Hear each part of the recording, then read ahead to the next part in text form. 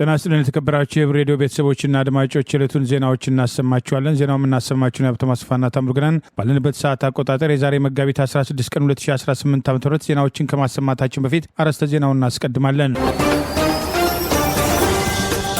የተጠናከረ የፋኖ ወታደራዊ እርምጃና ጸረ ባንዳ እርምጃውና እጅ ማሰጠቱ፣ የጠቅላይ ሚኒስትሩ ፉከራ፣ የምክር ቤት አባሉ ቅሬታ፣ ምርጫ ቦርድና ወቀሳው፣ የአርቲስቶቹ እስር፣ ተሽከርካሪዎችና መመሪያው፣ የኢራቁ ተቃውሞ፣ ኢራንና አሜሪካ የሚሉና ሌሎችም ወቅታዊ ዜናዎች ያለውን ዝርዝሩን እንሆ።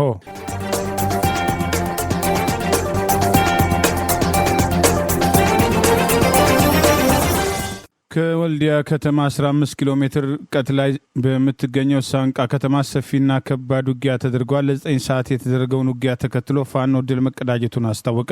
የአማራ ፋኖ ብሔራዊ ንቅናቄ አፋብን ምኒልክ ዕዝ 101ኛ ኮር 15ኛ ክፍለ ጦር ህዝብ ግንኙነት ዛሬ መጋቢት 16 ቀን 2018 ዓ.ም ይፋ እንዳደረገው የሰሜን ወሎ ዞን መቀመጫ ከሆነችው ወልዲያ ከተማ በ15 ኪሎ ሜትር ርቀት ላይ በምትገኘው ሳንቃ ከተማ ሰፊና ከባድ ውጊያ በማድረግ ድል መጎናጸፉን አስታውቋል። ከጠዋቱ 2 ሰዓት ተኩል ጀምሮ እስከ 11 ሰዓት ተኩል ድረስ ለተከታታይ 9 ሰዓት ከጠላት ጋር ሲደረግ በነበረው ከፍተኛ ትንቅንቅ የ15ኛ ክፍለ ጦር ነበልባሎች የአብይ አህመድ ስልጣን አስጠባቂ ወራሪ ሰራዊትን ሙትና ቁስለኛ በማድረግ የአይበገሬነት ጽናታቸውን በታላቅ ጀግንነት አስመስክረዋል ሲል ገልጸዋል። በተመሳሳይ ወቅት ከበቆሎ ማነቂያ አቅጣጫ ለዙፋን ጠባቂው ኃይል ድጋፍ ለመስጠት የመጣው ተጨማሪ የጠላት ጦር በጀግናው ፋኖ አይቀጡ ቅጣት ተቀጥቶ የደረሰበትን ኪሳራ ተሸክመው በውርደት ወደ መጣበት በቆሎ ማነቂያ ለመፈርጠጥ መገደዱንም ይኸው መረጃ አስታውቋል። ይህ በእንዲህ እንዳለ ወራሪው ሰራዊት ከፋኖ ጋር ገጥሞ ሽንፈት በደረሰበት ቁጥር እንደሚያደርገው ሁሉ ዛሬም ሰላማዊ ሰዎችን ጥቃት ሰለባ ማድረጉን ይኸው መረጃ ጠቅሷል። ጦርነቱ በነበረበት ቀጠና ሲጓዙ በነበሩ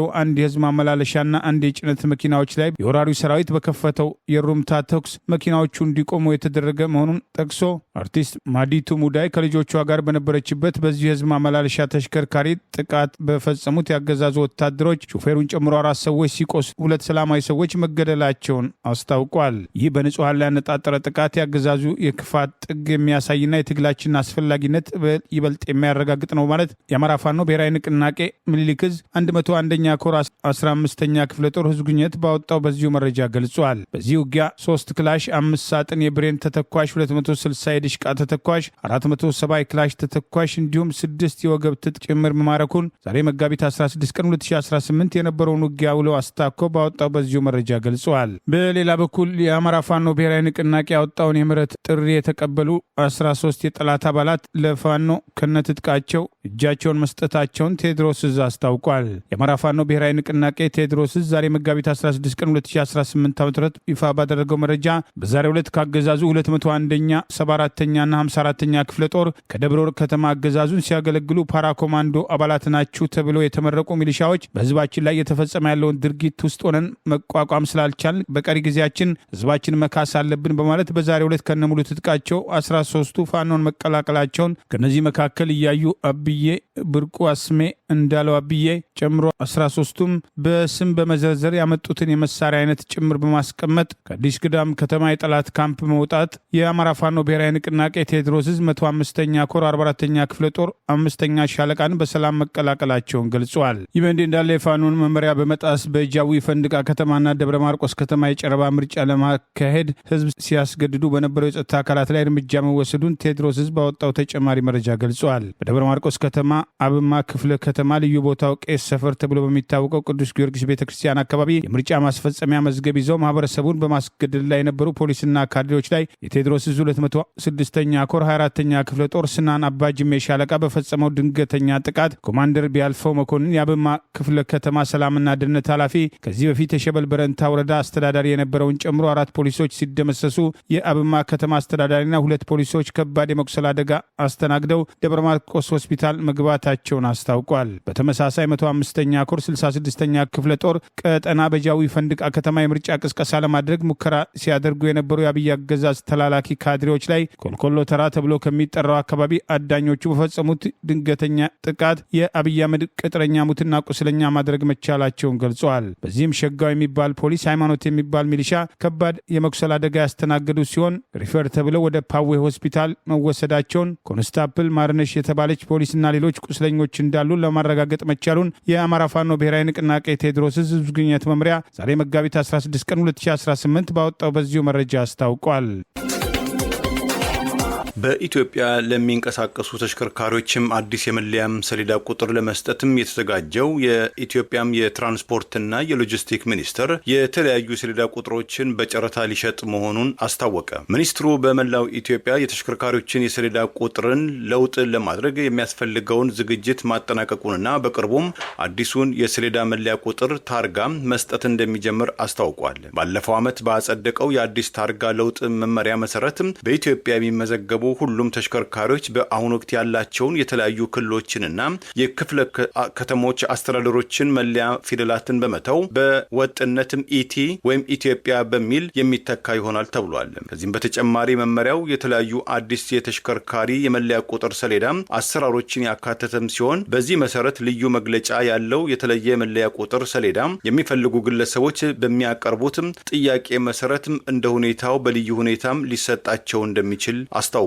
ይህንን መሰረት በማድረግ የትራንስፖርትና ሎጂስቲክ ሚኒስቴር የተሽከርካሪዎች የሰሌዳ ቁጥር ለውጥን ከመጀመሩ በፊት ግለሰቦች ወይም ተቋማትም የሚፈልጓቸውን የሰሌዳ ቁጥሮችን አጫርቶ ለአሸናፊዎች ለመስጠትም ጥሪ ማቅረቡም ታውቋል። ሚኒስቴር መስሪያ ቤቱ በማህበራዊ ገጹ ባወጣው ማስታወቂያ ላይ ፍላጎቱ ያላቸው ወገኖች በአንድ ሳምንት ውስጥ እንዲመዘገቡ ከማሳወቅ ውጪ ለጨረታው የሚያስፈልገውን ነገር በዝርዝር ከመግለጽም ተቆጥቧል። ባለፈው ዓመትም ሚያዝያ ወር በኢትዮጵያ የተሽከርካሪዎች የመለያ ቁጥር ሰሌዳ አይነቶችና ምልክቶች መወሰኛና የአገልግሎት አሰጣጥ መምሪያ በኢትዮጵያ ያሉ የተሽከርካሪዎችም የመለያ ቁጥር ሰሌዳ እንደሚቀየርና ሌሎችም ዝርዝር ጉዳዮች ይፋ ማድረጉም ይታወሳል። በወቅቱ የተሽከርካሪዎች መለያ ቁጥር ሰሌዳን መለወጥ ኢትዮጵያ የተቀበለችውን ዓለም አቀፍ ስምምነቶች መሰረት እንዲያደርጉ እንደዚሁም ሌሎች ችግሮችን ለመቆጣጠርና ለማስወገድ መሆኑ መገለጹ አይዘነጋም። ኮንትሮባንድ የጫኑ ተሽከርካሪዎችን እንወርሳለን የሚለው እርምጃ ሕገ ወጥ መሆኑን የምክር ቤት አባሉ ተቃወሙ። ረቂቁን ተከትሎ አስቀድሞ ቅሬታዎች ሲቀርቡ የነበረውን የምክር ቤት አባሉ አቤቱታ ይህንኑ የሚያጠናክር ሆኗል። በኢትዮጵያ ኮንትሮባንድም ሆነ ሕገ ወጥ ንግድ በአብዛኛው ካገዛዙ ባለስልጣናት ጋር በጥቅም ግንኙነት የሚፈጸምና ሕግ ማስከበር የሚባለውም ዘመቻ ቢሆን የአንድ ሰሞኑና የታይታ ሲሆን ይህንኑ ተከትሎ ሰሞኑ ኮንትሮባንድን እንቋቋማለን በሚል የቀረበ ሕግ ማሻሻያ ውስጥ ኮንትሮባንድ የጫነ ተሽከርካሪን እንወርሳለን የሚለው እርምጃ ህገወጥና ህጋዊ አሰራርን ተግባራዊ ለማድረግ የታለመ አይደለም በማለት የቀድሞ የአብን ሊቀመንበርና የምክር ቤት አባል ዶክተር ደሳለኝ ጫኔ ተቃውሟቸውን በምክር ቤት አሰምተዋል። ረቂቁ ምክር ቤት በቀረበበት ወቅት የተሽከርካሪ ባለንብረት በወንጀሉ ያለምንም አይነት ተሳትፎ በሌለበት ሌሎች በጫኑት ጭነት በሰሩት ስህተት ንብረቱ ሊወረስ አይገባም ሲሉ አንድ አሽከርካሪ ኮንትሮባንድ ይጫን አይጫን ባለቤቱ በምን እውቀቱ ነው ንብረቱ የሚወረሰው?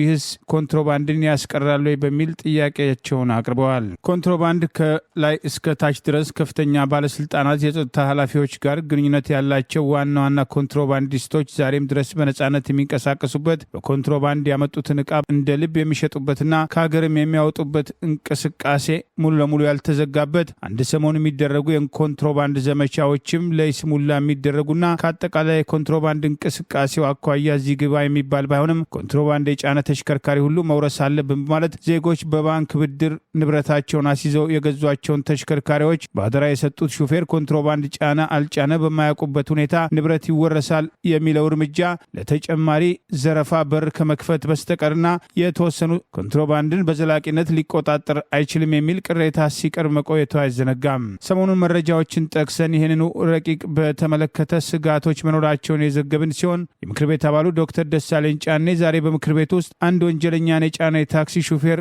ወንጀለኛ ይሁን አይሁን ሳያውቅ ወንጀለኛ ጭናል በሚል ንብረቱ ይወረሳል፣ እሱስ ይታሰራል በማለት የረቂቁን ህገወጥነት በምሳሌ ጭምር ለማስረዳት ሞክረዋል። አሽከርካሪዎችና ባለንብረቶች በተደጋጋሚ ህገወጥ ኬላዎች ላይ የሚያቀርቡትን ቅሬታ በተመለከተ መፍትሄ ማጣታቸውን፣ ከቦታ ቦታ በነጻነት ተንቀሳቅሰው መስራት አለመቻላቸውን፣ ዛሬም እየታገቱና እየተገደሉ መሆናቸው በቅሬታ እየቀረበ ቢሆንም የኮንትሮባንድ እንቅስቃሴው ያላገዛዙ ከፍተኛ ባለስልጣናት፣ የጸጥታ ኃላፊዎች እውቅናና ፈቃድና ይሁንታ የውስጥ ድርድርና ሙስና ጊዜ ወደ ጊዜ እየተስፋፋ እንዳልመጣ የሚታወቅ ቢሆንም ህግን ሽፋን በማድረግ ተጨማሪ ዘረፋ የሚያገኙበትን እርምጃ ለማስፈጸም በተቃራኒው የዚህ ዘረፋ ተባባሪ ያልሆኑ ዜጎች ደግሞ በጠራራ ፀሐይ ንብረታቸውን የሚዘረፉበት አሰራር ተቀባይነት እንደሌለው በቅሬታ እየተነሳ ይገኛል። ስለዚህ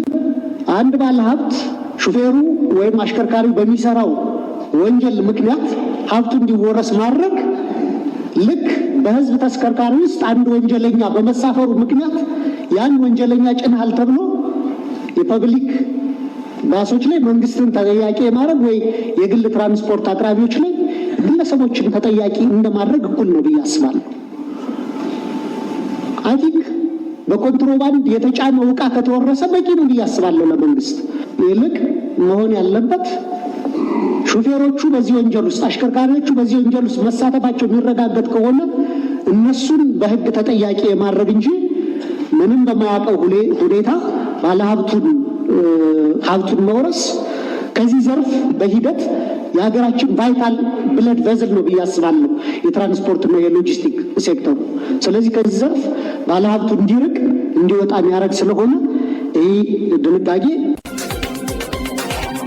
የሱዳኑ ፈጥኖ ደራሽ ታጣቂ ቡድን በእንግሊዝኛው ምህጻረ ቃል አርኤስኤፍም በትላንትናው ዕለት ቁልፍ የሆነችውን የኢትዮ ሱዳን ድንበር ከተማ ኩርሙክን ለመያዝ ባደረጉት ወታደራዊ ኦፕሬሽን የኢትዮጵያ እጆች አሉበትም ሲሉ የግዛቲቱ ገዢ ለመገናኛ ብዙሃን ተናገሩ። ለካርቱም ወታደራዊ አገዛዝ ቀረቤታ እንዳላቸው የተነገረው የግዛቲቱ አገረ ገዢ አብዱላቲ አልፋኪ ለፈረንሳዩ ዜና አገልግሎት ኤፍፒ በሰጡት አስተያየት ባለፈው ማክሰኞ የኩርሙክም ግዛትን ያጠቁት የአርኤስኤፍ ታጣቂዎችም የተንቀሳቀሱት አማጽያን መነሻቸውን ከኢትዮጵያ ግዛት ያደረጉ በኢትዮጵያ መንግስትም የሚደገፉ ናቸው። በእኛ ላይ የተካሄደ ወታደራዊ ጥቃት ብቻ ሳይሆን ወረራ ነው በማለትም ሀገረ ገዢው የኢትዮጵያ መንግስትን ወንጅለዋል። ከብሉ ናይል ግዛት ዋና ከተማ ዲማዚን ለኤፍፒ አስተያየት የሰጡት አብዱላቲ በአሁኑ ወቅት ጦርነቱን የሸሹ 433 አባወራዎች የኩርሙክም ከተማን ለቀው ዲማዚን መድረሳቸውን በርካታ ወገኖችም መውጫ አጥተው በሁለቱ ግዛቶች ውስጥ አጣብቂኝ ውስጥ እንደወደቁ እድል የቀናቸው ግን የኢትዮጵያ ድንበርን አቆራርጠው ወደ ኢትዮጵያ ግዛት መግባታቸውንም አክለዋል። የሱዳን መንግስትና ቀረቤታ ያላቸው ወገኖችም የኢትዮጵያ መንግስት በሱዳን የእርስ በርስ ጦርነት ወቅት እጆቹን አስገብቷል የሚል ወቀሳ ማቅረባቸው የመጀመሪያው አለመሆኑን ያወሳው ዜና ዘገባው የሱዳን መንግስት ባለፈው ወርም ባወጣው መግለጫ መነሻቸውን ከኢትዮጵያ ግዛት ያደረጉ ሰው አልባም ጥያራዎች ወይም ድሮኖች በቅርቡ በሱዳን ግዛቶች ውስጥ በሰላማዊ ወገኖች ላይ ጉዳትም አድርሰዋል የሚል ብርቱ ወቀሳ ማቅረቡም ከኢትዮጵያ መንግስት በኩል ምላሽ አለመሰጠቱም ዳግም የገለጸው ዘገባው በሺዎች የተቆጠሩ የሱዳን ፈጥኖ ደራሽም ታጣቂ ቡድኖች ባለፈው ዓመት ወደ ኢትዮጵያ ግዛት መግባታቸውን የአርኤስኤፍ እና የሱዳን መንግስት ባለስልጣናት ምንጮችም ሹክ ብለውኛል ሲል ኤኤፍፒ በዘገባው ላይ አካቷል።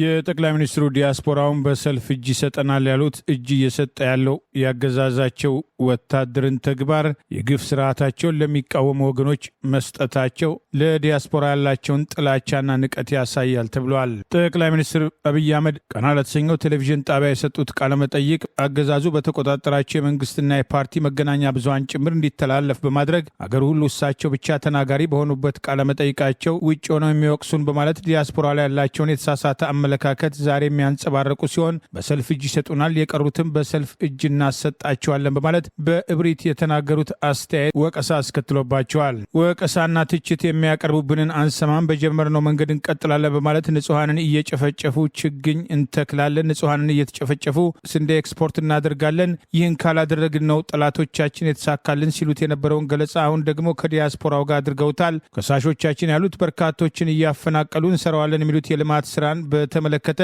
የሚቀርቡ ቅሬታዎችን መሰረት አድርጎ ቀጥተኛ ምላሽ ከመስጠት ይልቅ ጣታቸውን ዲያስፖራ ላይ ለመቀሰር መሞከራቸው ዲያስፖራው በተደራጀ መንገድ ጉልበቱን ማሳየት አለመቻሉ፣ በተለይም የዶላር እቀባ በማድረግ አገዛዙ የውጭ ምንዛሪ የሰበሰበ የአገሪቱን ሀብት በጦርነትና ብልጭልጭ ፕሮጀክቶች እንዲያባክን ምክንያት የሆነ ቢሆንም አልፎ አልፎ የሚያደርጋቸው ወቀሳዎችም በአገሩና በወገኑ ላይ ያለውን ተቆርቋሪነት ጠቅላይ ሚኒስትሩና አገዛዛቸው በቀና መንገድ አለማየታቸው ያሳያል ተብለዋል። በውስጥም ይሁን በውጭ ያሉ ተቃዋሚዎች በቀጣይ 2 እና 3 ዓመታት በሰልፍ እጅ ይሰጡናል በማለት ህጻናትን ጭምር ለጦርነት እየማገዱ ያገዛዙ ስልጣን አስጠባቂ ጦር በሰልፍ እጁን እየሰጠ ባለበት በዚህ ወቅት ይቃውሙኛል ያሏቸው ይቅርታ እየጠየቁ እንደሚገቡ ለመናገር የሞከሩት ጠቅላይ ሚኒስትር ያለ ጥርጥር በሰልፍ እጅ ይሰጣሉ የተባሉት ተቃዋሚዎች ከመንግስት ጋር የሚታረቁት ይቅርታ ጭምር ጠይቀው እንደሚሆን በዚሁ ቃለ መጠይቃቸው ለመጥቀስ ሞክረዋል። የሀገር ውስጥ ተቃዋሚዎች በጊዜ ሂደት ገብቷቸዋል በማለት አፈና ተግባራዊ በማድረግ ብዙዎቹን ተለጣፊ ማድረጋቸውን እንደ ትልቅ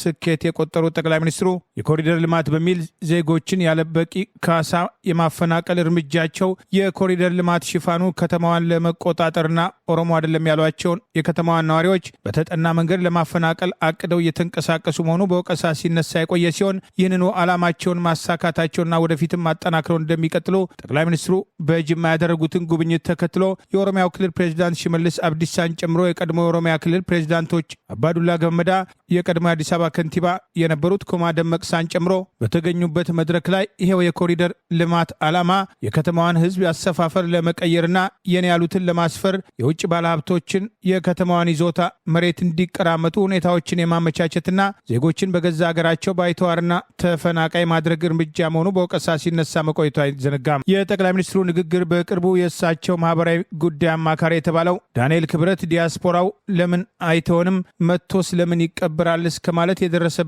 እብሪት የጠቅላይ ሚኒስትሩ አስተሳሰብ ጭምር መሆኑ ሲጠቀስ ለነበረው ተጨማሪ ማሳያ ተደርጓል። ጠቅላይ ሚኒስትሩ ነገ እያንዳንዱ ይቅርታ ጠይቆ ይመጣል ያሉት እብሪታቸው ዲያስፖራው ተባብሮ አቅሙን በማሳየት የተጀመረውን ትግል በመደገፍ የሀገሩን ነጻነትና የወገኑን ሰላምና ደህንነት ለማረጋገጥ የበኩሉን አስተዋጽኦ እንዲያደርግ የበለጠ የሚያነሳሳው ሊሆን እንደሚገባ ጠቅላይ ሚኒስትሩ ከዚህ ቀደም ዲያስፖራ መጥተው በኢትዮጵያና ኢትዮጵያዊነት ስም ለማጭበርበር የሞከሩት ድርጊት ባለፉት 8 ዓመታት የሰሩት ተግባር ጋር ለመጣጣሙን ተከትሎ በርካታ የዲያስፖራ አባላት ለስርዓቱ ያላቸው ድጋፍ መቀነሳቸው፣ ጥቂቶች በአደባባይ ስርዓቱን ማውገዛቸው ጠቅላይ ሚኒስትሩ ረፍት እንደነሳቸው በግልጽ ያሳያል ተብለዋል። መኪና እናስመጣለን በሚል የተቋቋሙና በርካታ ታዋቂ ግለሰቦች ዜጎች ገንዘባቸውን እንዲያስቀምጡ በማድረግ ለማጭበርበር ድርጊት አጋልጠዋል በሚል እነ ሰራዊት ፍቅሬን ጨምሮ በቁጥጥር ስር መዋላቸው መነጋገሪያ ሆነዋል። በኢትዮጵያ ከቅርብ ጊዜ ወዲህ እያደገ የመጣ የማጭበርበር ተግባር ከጊዜ ወደ ጊዜ መልኩን እየለወጠ ሲሆን የመኪና ባለቤት እናደርጋችኋለን፣ በቀላሉ የቤት ባለቤት ትሆናላችሁ፣ በቀላሉ ውጭ ሀገር እንልካችኋለን የሚሉ የተለያዩ የማጭበርበር ድርጊቶች በየጊዜው መነጋገሪያ ሆኑ ሲሆን በኢትዮጵያ ከፍተኛ የማጭበርበር ድርጊቶች ተፈጽሞበታል የተባለውና ፊንቴክ ኢንቨስትመንት ግሩፕ የተባለው በየወሩ የተወሰነ ገንዘብ ከ900 ሺህ ብር በላይ ገንዘብ አስቀምጣችሁ የመኪና ባለቤት እናደርጋችኋለን የሚለው ቅስቀሳ ተጠናክሮ የቀጠለ ሲሆን የዚህ ዘመቻ አካል የነበሩት ታዋቂው አርቲስት ሰራዊት ፍቅሬን ጨምሮ በ950 ሺህ ብር ክፍያ መኪና እናስረክባችኋለን በሚል ቃል ፊንቴክ ኢንቨስትመንትን በመወከል የተለያዩ ቅስቀሳ ሲያደርጉ የነበሩ የቢኤሱ የውድ ፕሮግራም አቅራቢና አርቲስት ዳንኤል ተገኝ በተለያዩ የበጎ አድራጎት ተግባራት ጭምር ከፊት የሚሰለፈው አርቲስት ይገረም አስቴር ደጀኔ፣ አርቲስት አብርሃም ግዛውን ጨምሮ በቲክቶክና በተለያዩ ማህበራዊ ሚዲያዎች ይህንኑ ድርጅት በማስተዋወቅ ከፍተኛ ተግባር የነበራቸውን ከስርዓቱ ጋር ሰፊ ንክኪ ያለው መንሱር ጀማልን ጨምሮ በሰብአዊ ተግባር የሚታወቀው ልጅ ካሊድ የተባለው ጭምር በቁጥጥር ስር መዋላቸውን የሚጠቅሱ መረጃዎች ወጥተዋል። ተጠርጣሪዎቹ በቁጥጥር ስር ሊዋሉ የቻሉት ፊንቴክ ኢንቨስትመንት የተባለው ድርጅት መኪናዎችን ያስመጣል በሚል በ950 ሺህ ብር ቅድሚያ ክፍያ እንዲያስቀምጡ ያላቸውን የህዝብ ተቀባይነትና ዝና በመጠቀም በማነሳሳታቸውና ለተፈጠረው ግዙፍ ማጭበርበር መንገድ በመክፈታቸው መሆኑም ተጠቅሷል። ፖሊስ በጉዳዩ ላይ ጥብቅ ምርመራ ያደርጋል የተባለ ሲሆን ቀደም ሲል የእነዚህ ታዋቂ ግለሰቦች የባንክ አካውንት እንዲታገድ ተደርጎ የነበረ ቢሆንም በበላይ ባለስልጣናት ጣልቃ ገብነት ለጊዜው እንዲለቀቅ መደረጉን በቅሬታ ሲነሳ ቆይተዋል። ቢዋይዲ ሴጉል የተባለ የኤሌክትሪክ መኪና በ950 ሺህ ብር ቅድሚያ ክፍያ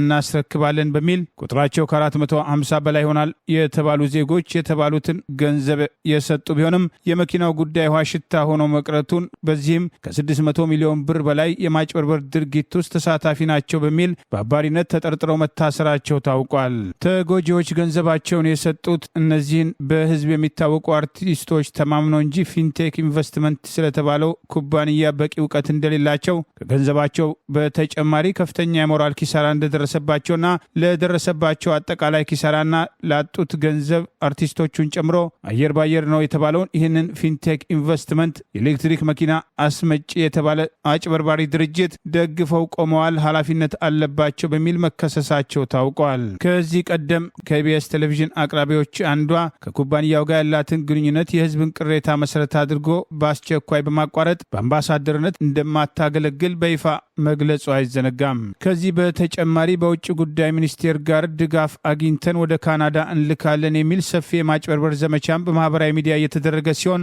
ሐሰተኛ ሰነዶችን በማዘጋጀት ከካናዳ ኤምባሲ የወጡ ደብዳቤዎች ከውጭ ጉዳይ የተፈረሙ ደብዳቤዎች በሚል ሽፋን ተመሳሳይ ድርጊት በዘመቻ መልክ ውስጡን የሚያደርጉ ግለሰቦችም በርካቶችን እያጭበረበሩ መሆኑና በተለይም ውጭ ሀገር ዘመድ ያላቸው ወጣቶችን በማግባባት በአጭር ቀን ውስጥ ወደ ካናዳ ትሄዳላችሁ፣ ውጭ ጉዳይ የሚያውቀው ፕሮሰስ ነው፣ ለማንም እንዳትናገሩ በሚል ሽፋን ተመሳሳይ ዘረፋዎች እየተካሄዱ ሲሆን በተለያዩ ዘረፋዎች ውስጥ እንቅስቃሴ ላይ ያሉ ግለሰቦች በአንድም ሆነ በሌላ መንገድ ከባለስልጣናት ጋር ግንኙነት ያላቸው ጭምር መኖራቸውን በቅሬታ መነሳት ጀምረዋል።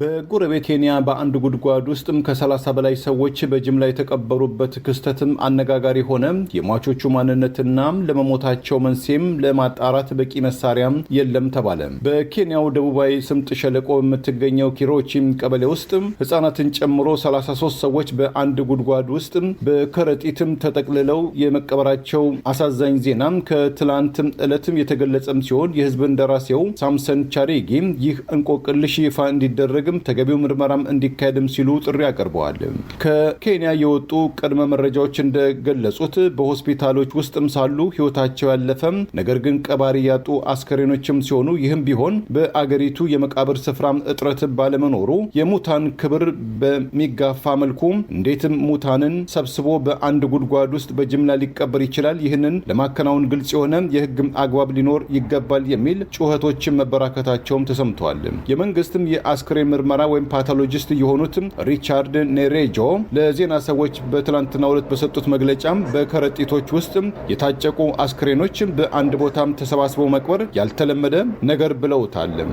25 ጨቅላ ህጻናትንና 7 ለአቅመ አዳምና ለአቅመ ሔዋን የደረሱ ሰዎችን በድምሩ 33 አስክሬኖች የመሞታቸው መንስኤ እና ማንነታቸውን በተመለከተ ዛሬ ምርመራ ይጀመራል ተብሎ የተጠበቀ ቢሆንም በቂ የመመርመሪያ ስፍራ ባለመኖሩ ሂደቱ ለጊዜው መስተጓጎሉም ተገልጿል። የኬንያው ብሔራዊ ሆስፒታል ዘመድ ጠያቂ ያጡ 480 የሚጠጉ አስክሬኖችን በአስክሬን ማቆያ ክፍል ውስጥ ያስቀመጠ ሲሆን ከነዚህ መካከልም ግማሾቹ ህጻናት መሆናቸው የተገለጸ እንደሆነም ተገልጿል። እንደ አገሪቱ ህግም አርቃቂም እንደራሴዎችም ኬንያውያን እንደ እንስሳ በጅምላ መጣልም ሳይሆን ክብር ሊሰጣቸው ይገባል። ይህንንም የቀደመ የአገሪቱ መሪዎች በተገቢው መንገድም አስፈጸሙታል። የወቅቱን ፕሬዚዳንት ዊሊያም ሩቶም ተገቢውን እንክብካቤና እርምት ሊያካሂዱ ይገባልም ሲሉም ጥሪ አቅርበዋል።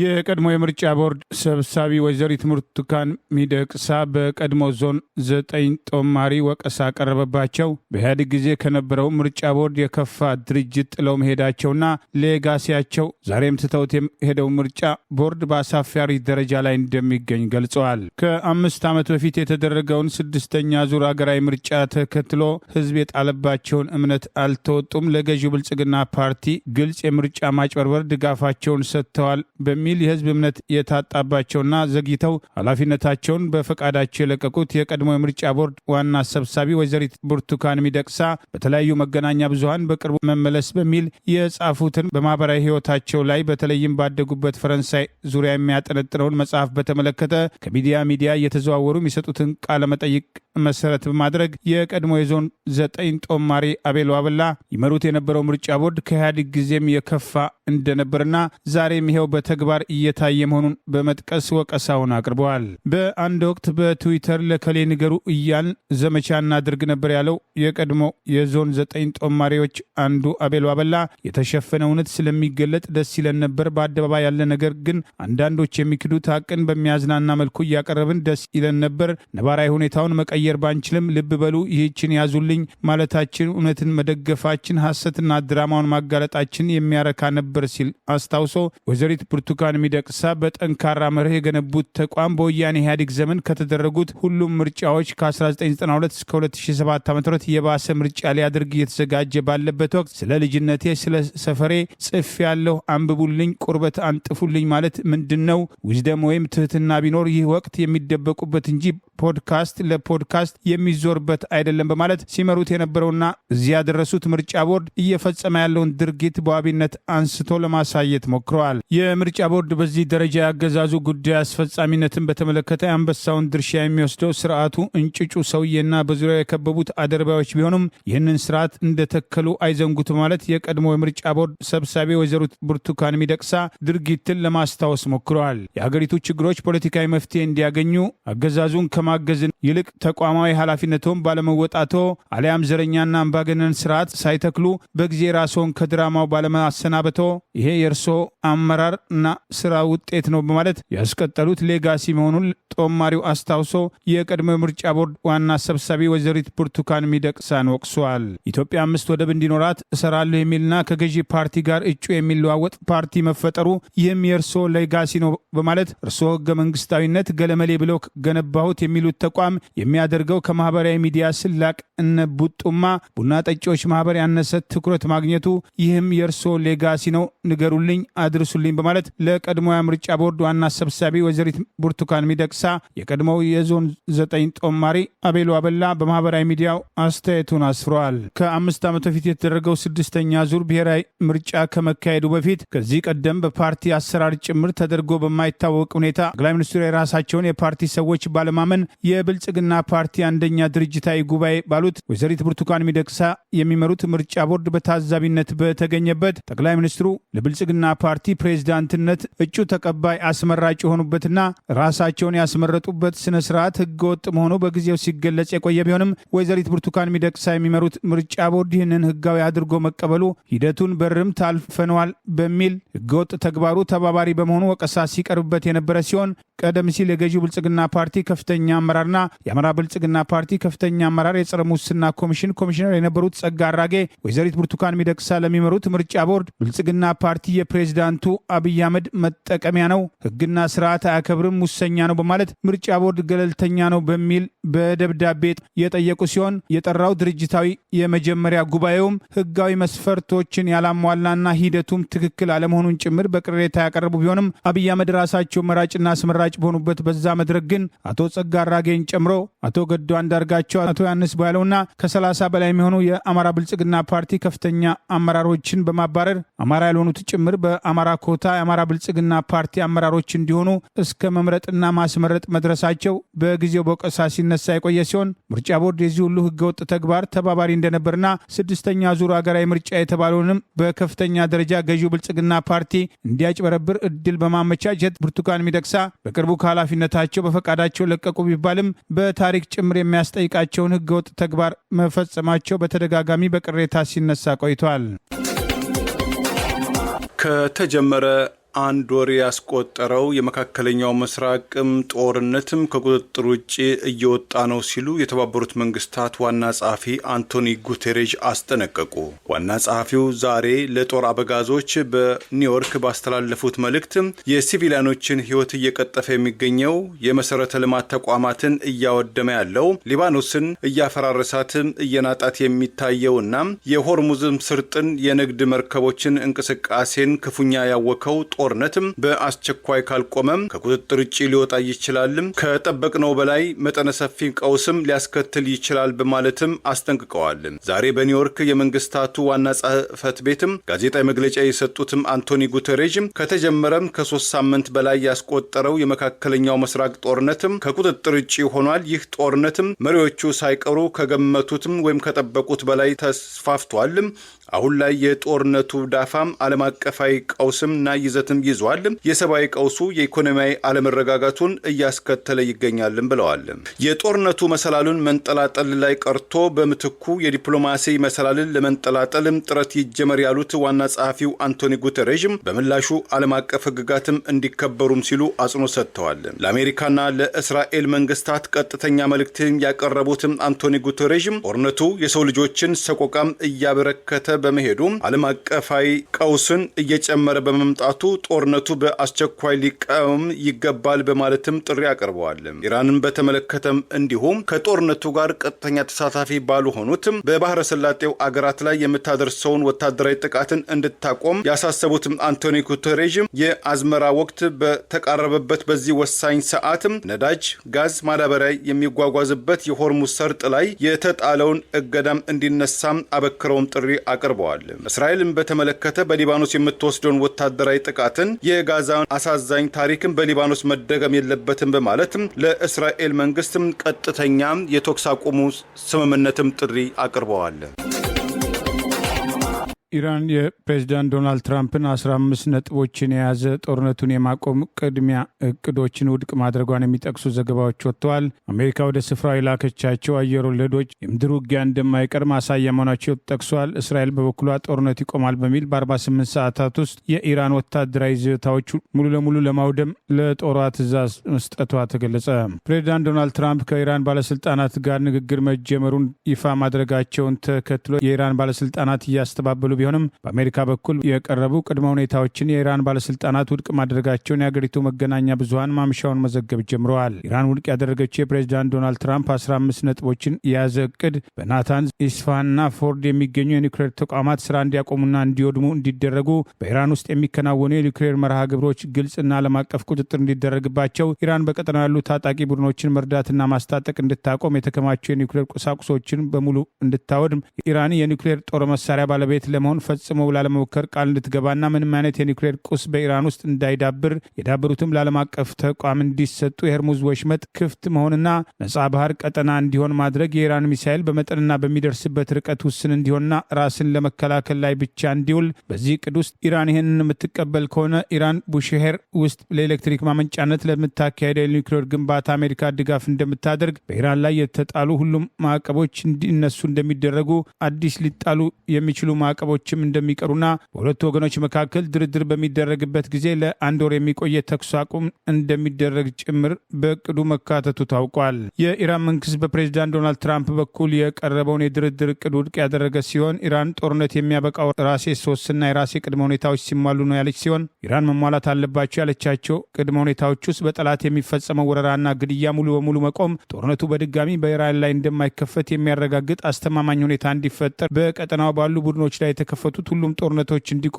ኢራን በሆርሙዝ ሰርጥ ላይ ያላትን መብትና ሉዓላዊነት ዓለም አቀፍ እውቅና እንዲሰጣት፣ የተረጋገጠና በግልጽ የሚታወቅ በጦርነቱ ለደረሰው ጉዳት ካሳ እንዲከፈላት ጭምር የኢራን ባለስልጣናት የበኩላቸውን ቅድመ ሁኔታ ማቅረባቸው ታውቋል። ይህ በእንዲህ እንዳለ አሜሪካ ከኢራን ጋር ስምምነት ላይ በመድረስ ጦርነቱ ሊቆም ይችላል በሚል እስራኤል በ48 ሰዓታት ውስጥ የኢራን የጦር መሳሪያ ኢንዱስትሪዎች እንዲመቱ ጠቅላይ ሚኒስትር ኔታንያሁ ተጨማሪ ትዕዛዝ መስጠታቸው ታውቋል። እንደ ኒውዮርክ ታይምስ ዘገባ ከሆነ የእስራኤሉ ጠቅላይ ሚኒስትር የአገሪቱ መከላከያ ሰራዊት በሚቀጥሉት 48 ሰዓታት ውስጥ የኢራን የጦር መሳሪያ ማምረቻ ተቋማት በከፍተኛ ሁኔታ እንዲያወድም ጥብቅ ትዕዛዝ መስጠታቸውን ገልጸዋል። የኢራን ጦር በበኩሉ ዩኤስ አብርሃም ሊንከን የተሰኘውን ግዙፍ የአውሮፕላን ተሸካሚ የጦር መርከብ ከባህር ላይ በሚተኮሱ ክሩዝ ሚሳይሎች ኢላማ ማድረጉን ማስታወቁን አልጀዚራ ዘግበዋል። በሌላ በኩል ፕሬዚዳንት ዶናልድ ትራምፕ ከ1000 የበለጡ ልዩ ስልጠና የወሰዱ አየር ወለዶችን መላካቸው ኢራንን በምድር ውጊያ ለመግጠም ያላቸውን ዝግጅት ያሳያል የተባለ ሲሆን የኢራን ባለስልጣናት በበኩላቸው ይህንን እየጠበቅ ነው የነበረው ነው እርምጃ ነው በማለት ለእርምጃው ዝግጅት ማድረጋቸውን ጭምር በበኩላቸው ገልጸዋል። ኢራን የኒውክሌር ኃይል ማመንጫዋ በድጋሚ ጥቃት እንደተፈጸመበት ዛሬ ያስታወቀች ሲሆን ዓለም አቀፉ አቶሚክ ኢነርጂ ተቋም በበኩሉ በኢራን የኒውክሌር ኃይል ማመንጫ ላይ የተሰነዘረ ጥቃት ግቢውን ስለመምታቱ በቴህራን እንደተገለጸለት አስታውቋል። ሩሲያ በኢራን የኒውክሌር ጣቢያ ላይ የሚደረገው ጥቃት ጣጣ ይዞ እንደሚመጣ ከወዲሁ ማስጠንቀቋ አይዘነጋም። የሰላም ተስፋውን ተከትሎ የነዳጅ ዋጋ ለመቀነስ የሞከረ ቢሆንም ጦርነቱ ከቀጠለ በዓለም የምግብና የነዳጅ ዋጋ ላይ ቀውስ ያስከትላል የሚሉ ስጋቶችም ተነስተዋል። ኢራን በአካባቢው ሀገራት የአሜሪካ ጦር ይዞታዎችና በሀገራቱ የሚገኙ ተቋማት ላይ የምትሰነዝረውን ጥቃት ተከትሎ በተለይም ሳውዲ አረቢያ በግልጽ ከአሜሪካ ጎን መሰለፏን የሚጠቅሱ መረጃዎች የወጡ ሲሆን የኢራን ዲፕሎማቶችና ኢራናውያንም ኢራን ጥቃት ከፈጸመባቸው አገራት እንዲወጡ ጫና የተደረገባቸው መሆኑም ቀጥለዋል። ኢራቅም ከአሜሪካ ወታደሮች ተሰነዘረብኝ ባለችው ወታደራዊ ጥቃት ሳቢያ በሞቱት ወታደሮቿም ጉዳይ ዙሪያ ማብራሪያ እሻለው በማለትም የአሜሪካም ከፍተኛ ባለስልጣንን ልጠራ መሆኑን አስታወቀች። አልጀዚራ እንደዘገበው ከዋና ከተማዋ ባግዳድ 85 ኪሎ ሜትር ወይም 53 ማይል ርቀት ምዕራብ አቅጣጫ በሚገኘው አልአንባር ግዛት ውስጥ በሚገኘው አልአናቢያ የአሜሪካ ወታደሮች አፍቃሪ ኢራን ታጣቂ የተባለውን ፖፑላር ሞቢላይዜሽን ፎርስ በእንግሊዝኛው ምህጻረ ቃል PMF ሚሊሻዎችን ለማጥቃት በማለት በኢራቅ ወታደራዊ የሕክምና ኬላ ላይ ዛሬ ባደረሱት ጥቃት በትንሹ 7 የኢራቅ ወታደሮች ሲሞቱ በርካታዎችም ቆስለዋልም ተብሏል። እንደ PMF ገለጻም ጥቃቱን ያደረሱት የአሜሪካ ወታደሮች ሲሆኑ እርሱም ሰሞኑን ከኢራን በኩል በኢራቅ ግዛት በሚገኘው የአሜሪካ ወታደራዊ ተቋማት ላይ በተደጋጋሚ ባደረሱትም ጥቃትን ለመመከት በማለት የአሜሪካ ወታደሮች በወሰዱትም ግብረ መልስ ለኢራቅ ወታደሮች ዳፋው ተርፏልም ብሏል። በአንባር ግዛት በሚገኘው የኢራቅ ወታደራዊ ተቋም ላይ በትላንትናው ማክሰኞ የአሜሪካ ወታደሮች ባደረሱትም ጥቃትም በትንሹ 15 የኢራቅ ወታደሮች መሞታቸውን የገለጸው የኢራቅ መንግስት አሜሪካና እስራኤል በጣምራ በኢራን ላይ በሚወስዱትም ጥቃትም ኢራንም እየወሰደችው ባለው ግብረ መልስ ኢራቅ በተቻለ መጠን ጣልቃ ላለመግባትም ጥረቶችን ብታደርግም ወታደራዊ ቤዞቿ ግን በተደጋጋሚ መጠቃታቸው አጠያቂ በመሆኑ በባግዳድ እርምጃውን አውግዛም ከአሜሪካ በኩል ዝርዝር ማብራሪያ እንሻለን ብላለች። ከአሜሪካ በኩል በኢራቅ ግዛት ውስጥ በተደጋጋሚ ተፈጽሟል ያለውን ወታደራዊ ጥቃቶችን በባግዳድና በዋሽንግተን መካከል ያለውን የቅርብ ግንኙነትን ያጨፈግገዋል ያለው መግለጫው ኢራቅም ሉዓላዊ ግዛቷንና የግዛት አንድነቷን ለማስከበር ማንኛውም ዓለም አቀፍም ህግጋትን ለመጠቀም ትገደዳለች። የኢራቅ መንግስትና የመከላከያ ኃይላችን ተደጋጋሚ ጥቃቶችን በዝምታም አያልፍም በማለትም አስጠንቅቋል። የኢራቁ ጠቅላይ ሚኒስትር መሐመድ ሻይ አልሳውዲ ቃል አቀባይ እንደገለጹት የአገሪቱ የውጭ ጉዳይ ሚኒስትር በባግዳድ የሚገኙት የአሜሪካ ኤምባሲ ጉዳይ አስፈጻሚ ወይም ቻርጅ ዳፌርስ ከኢራቅ መንግስት የቀረበውን አቤቱታ ዙሪያ ማብራሪያ እንዲሰሙ የተቃውሞ ደብዳቤም እንዲሰጣቸው ማብራሪያም ተሰጥቷቸዋልም ተብሏል። በግዛቱ በሚገኙ የአሜሪካ ወታደሮች ጥቃት ተፈጽሞብኛል ያለችው ኢራቅ በመረጃና በማስረጃ የተደገፈ አቤቱታዋን ለተባበሩት መንግስታት የጸጥታው ምክር ቤትና አጋር ላለቻቸው ዓለም አቀፍ ቡድኖችም ለማቅረብም በወንጀሉ የተጠረጠሩ ወታደሮችም ለፍርድ እንዲቀርቡ የማድረግም እቅድ እንዳላትም ተገልጿል።